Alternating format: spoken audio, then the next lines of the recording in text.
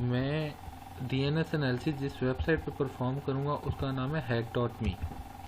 hack.me एक private website है जो एक प्लेटफॉर्म प्रोवाइड करती है डिफरेंट यूज़र्स को। कुछ यूज़र उस पर कोड पेस्ट करते हैं, तो एक वो hack.me प्राइवेट सैंड बॉक्स बनाता है जिसपे आप हैकिंग परफॉर्म करते हैं, और कुछ लोग उस पर हैकिंग परफॉर्म करते हैं थ्रू सैंड बॉक्स, और कुछ कोड पेस्ट करते हैं एज एन चैलेंज और कुछ टेस्टिंग। तो sandbox and as an individual environment देता है हर यूज़र को, डेडिकेटेड एनवायरनमेंट। उस पर डीएनएस एनालिसिस परफॉर्म करना इम्पॉसिबल था, जिसकी वजह से सैंड बॉक्स पे परफॉर्म नहीं की जा रही। तो मैं hack.me ही पर डीएनएस एनालिसिस कर रहा हूँ। डीएनएस एनालिसिस hack.me पे थोड़ा डिफ़िकल्ट था, लेकिन जितनी इन्फॉर्मेशन मैं गैदर कर पा रहा हूँ वो मैं इस रिकॉर्डिंग में शो कर रहा हूँ। तो डीएनएस एनालिसिस करने के लिए जो मैं सबसे पहला टूल इस्तेमाल करूँगा वो होस्ट होगा। मैं होस्ट के थ्रू hack.me की डीएनएस एनालिसिस करता हूँ, तो इसमें मुझे कुछ एड्रेसेस मिलते हैं और कुछ उसके मेल सर्वर्स मिल जाते हैं। जब मैं इसको फर्दर प्रोसीड करता हूँ, होस्ट को यूज़ करते हुए -t का स्विच लगाता हूँ और नेम सर्वर्स उसके फाइंड करने की कोशिश करता हूँ, तो मुझे उसके मेल सर्वर्स भी मिल गए हैं। hack.me इस टाइम 4 नेम सर्वर्स यूज़ कर रहा है।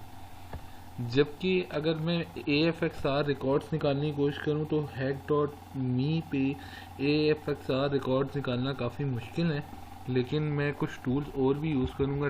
लाइक DNS रिकॉन को मैं यूज़ करता हूं, और डोमेन का स्विच लगा के मैं hack.me पे DNS एनालिसिस परफॉर्म करता हूं।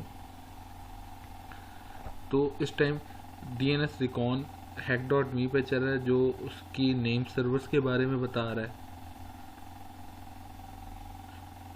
और वो डिफरेंट मतलब उसकी डीएनएस एनालिसिस करके उनके MX रिकॉर्ड बता रहा है। तो उसने ये सारे डीएनएस एनालिसिस परफॉर्म कर दिए, जिसमें से उसने नेम सर्वर्स बताए हैं, उसने MX रिकॉर्ड्स बता दिए हैं, उसने उसका IP बता दिया है कि ये इस IP पे hack.me चल रहा है। इसके अलावा अगर मैं डिफरेंट टूल की तरफ चलूँ तो मैं एक टूल है DNS रिकॉन में ही, मतलब कमांड है DNS रिकॉन में ही, DNS रिकॉन -d।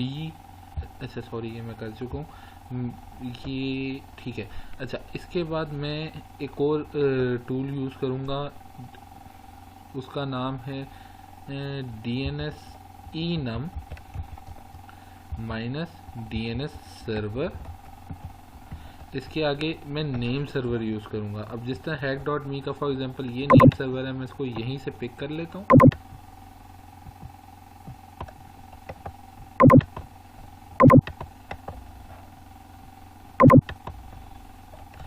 ये नेम सर्वर हो गया। फिर उसकी वेबसाइट कौन सी है, ये जिसका नेम सर्वर है। फिर -p का मैं स्विच लगाता हूँ जो नंबर ऑफ पेजेस है। फॉर एग्जांपल मैं कहता हूँ नंबर ऑफ पेजेस 10 पे, और -s का स्विच मैं लगाऊंगा जो नंबर ऑफ सब डोमेन होता है, वो फॉर एग्जांपल मैं 40 कह देता हूँ। एंड मैं सर्च को रन करता हूँ hack.me पे, वो उस पर DNS analysis according to this command का करना स्टार्ट करता है, और वो उस नेम सर्वर के अकॉर्डिंगली इस वेबसाइट के हिसाब से वो उसको सर्च कर रहा है। उसको नेम सर्वर्स यहाँ से नहीं मिले, वो MX रिकॉर्ड्स अब फाइंड करने की कोशिश कर रहा है। उसके अलावा मैं 2 टूल यहाँ पे और यूज़ करूँगा। फ़िलहाल उसको यहाँ पे AFXR रिकॉर्ड, जिस तरह मैंने पहले बताया था, AFXR रिकॉर्ड उसको पैकेजेस नहीं मिले। वो गूगल सर्च करके नंबर ऑफ़ पेजेस मैंने 10 कहे थे, जिसकी वजह से वो 10 पे स्टॉप हो गया गूगल सर्च पे। तो अब वो गूगल रिजल्ट्स बता रहा है, और उसके अलावा वो ब्रूट फोर्सिंग करने की कोशिश करता है कि वो AFXR रिकॉर्ड्स निकाल सके, लेकिन ये काफ़ी देर तक चलता है। लेकिन वो सही बात है, hack.me मैंने आपको बताया कि वो उस तरह वर्नेबल वेबसाइट नहीं है, वो एक प्लेटफॉर्म है, जिसकी वजह से वो hack.me को ब्रूट फोर्स करके उसके AFXR रिकॉर्ड्स नहीं निकाल पाता। तो मैं इसको यहीं पे टर्मिनेट करता हूँ ताकि ज़्यादा लंबी वीडियो ना बने। मैं दूसरे टूल की तरफ जाता हूँ जो मैंने डिस्कस करना था, वो था फायर्स FIERCE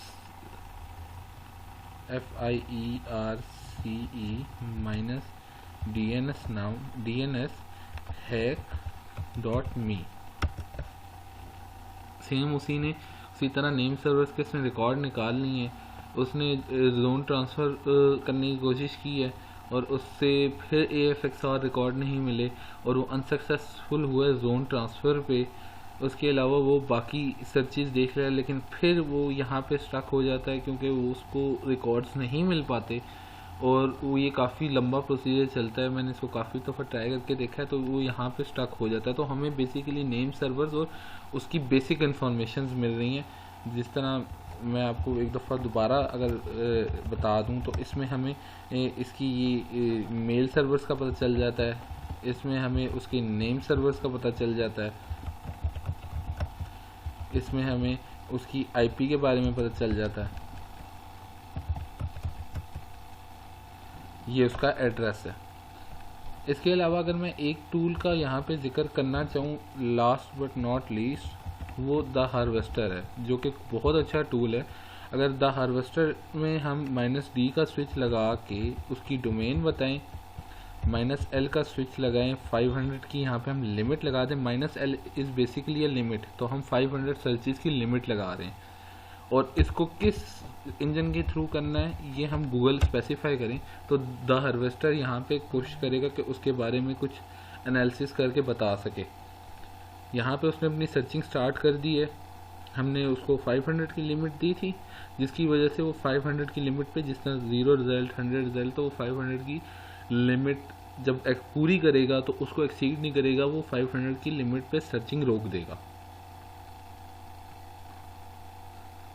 यहाँ पे 500 की लिमिट पूरी हो गई, उसने सर्चिंग रोक दी, उसको कोई IP नहीं मिला, कोई ईमेल्स नहीं मिली, कोई होस्ट नहीं मिला, सिर्फ वही सेम एड्रेस मिला जो हमें पिछले टूल से मिला था। तो ये मैंने अपनी तरफ से कोशिश की है कि कुछ DNS एनालिसिस कर सकूं और कुछ मैंने काफ़ी टूल्स ट्राई किए हैं, जिन टूल्स में से मुझे लगा कि ये कुछ टूल्स ऐसे हैं जो एक वर्थफुल इंफॉर्मेशन दे रहे हैं, तो वो उसको मैंने अपने प्रोजेक्ट में इंक्लूड किया और उसका डेमो दिया है कि ये प्रोजेक्ट्स कुछ अच्छी इन्फॉर्मेशन मेरे लिहाज से दे रहे हैं, तो मैं उसको प्रोजेक्ट में इंक्लूड कर रहा हूँ। Thank you.